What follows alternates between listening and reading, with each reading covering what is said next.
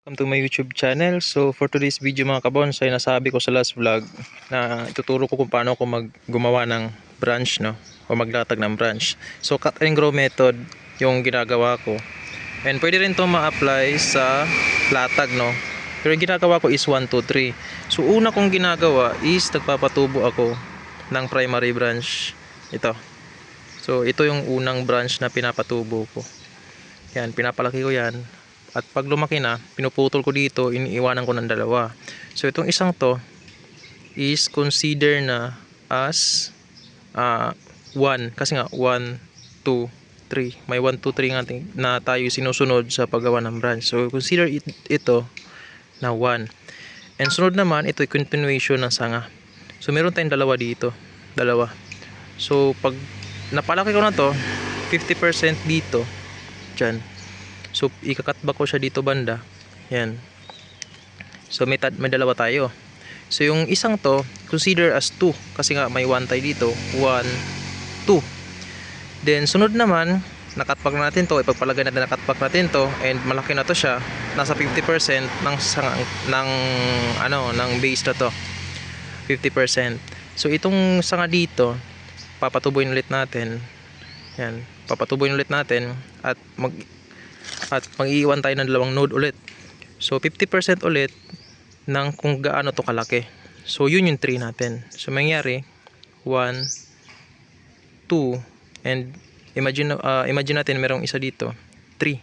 So 1, 2, 3 yung mangyayari. So lahat ng sanga yan yung ginagawa ko, no. Yan, dito may nagawa na tayo pero hindi ko lang masyado na tapered kasi nga sayang din yung sanga kung i-cut back pa ulit natin kasi redo or parang reset na to ng bonsai na to kasi nga matagal na to, inaayos ko ulit. So ganito yung mangyari, 1, 2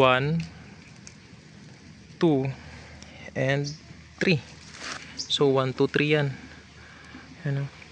1, 2, 3. So hindi ko pa pinuputol kasi nga pinapakalaki ko pa yung mga sanga bago tayo magputol. So magpuputol tayo dito, ganun pa rin sa first node, putol tayo dito and split ulit natin para maging tapering, no. Yan. So matagal na to na bonsai. Matagal na bonsai na to. Bigay pa to sa akin sa Marvel galing.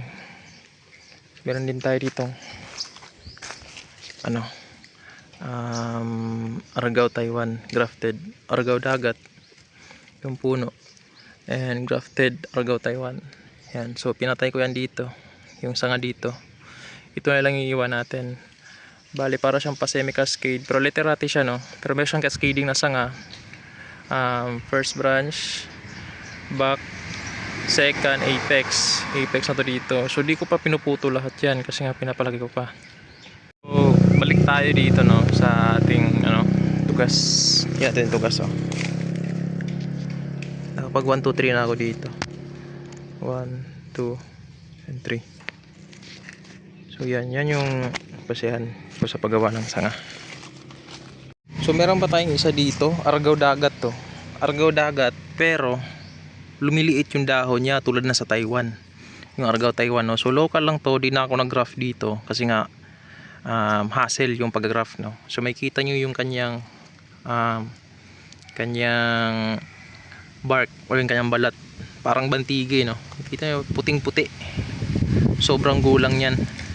Gulang ng kanyang bark. So yung base nito, maganda yung base nito, guys, kaya kinip ko siya kasi nga sobrang ganda ng base niyan.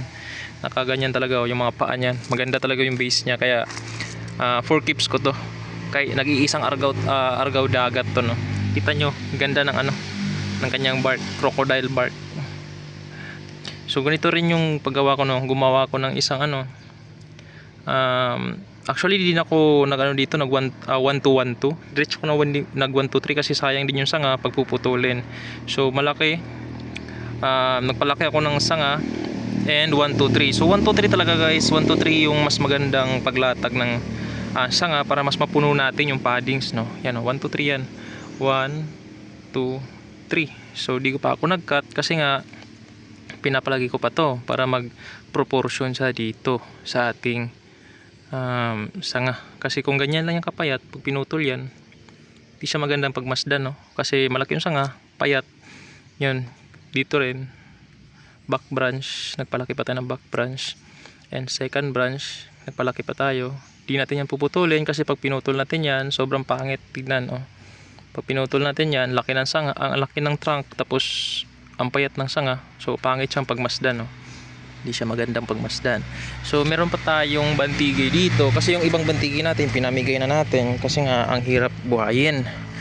Although madali naman siyang buhayin, ang problema mahirap yung maintenance, no? Mahirap yung maintenance ng bantigay. So ito na yung bantigay na naiwan sa akin kasi nga pinamigay ko na yung iba. Kasi yung bantigay guys, pag napabayaan nyo yan, maganda yung tubo niya. Pag napabayaan nyo yan ng kahit isang araw na walang dilig, magiging dry yung tubo niya, hindi na siya dediretso yung tubo. Tulad dito, dry na yung tubo niya kasi nga minsan hindi ko nadidiligan and hindi na sisigla yung tubo niyan. Tatagal na yung proseso ng pagbubonsai sa kanya, kaya yung iba pinabigay ko na. Yan. So next is kasi nga next is yung yung caring ng bonsai. Bakit yung next video, no, kung bakit huminto na ako sa pagbabantigi. So share ko yan next video sa punong to kung bakit huminto ko sa pagbabantigi. Kasi nga may mga nagko-comment na bumili daw sila ng bantigi 5 piraso, namatay yung 3 and yung 2 is malapit na rin mamatay. So yan yung dyan ako discourage sa pagbabantigi, no. Aside sa bawal, kasi nga bawal nga to, yun nga yung maintenance talaga ng bantigi. So next video na yan. So dito sa ating Argao Taiwan, meron tayong Argao Taiwan na naka-rock clasping. No, naka-rock. Oh yes, rock clasping. Yung rock clasping and rock crown, kaibahan niyan is dapat wala kang ugat nakikita dito sa labas. Dapat ganito lang siya. Yan yung rock crown. Pero pag may nakikita kayong ugat sa labas na gumagapang, tawag din is rock clasping. Yan, oh. Kita naman yung ugat, so rock clasping yung tawag dito. Yan, so from cuttings to lahat, ganito kapayat. Nilagay ko dito, pinaugat ko, nilagay ko dito and tinanim ko sa ground. Yan. So next is yung bantigi, next video.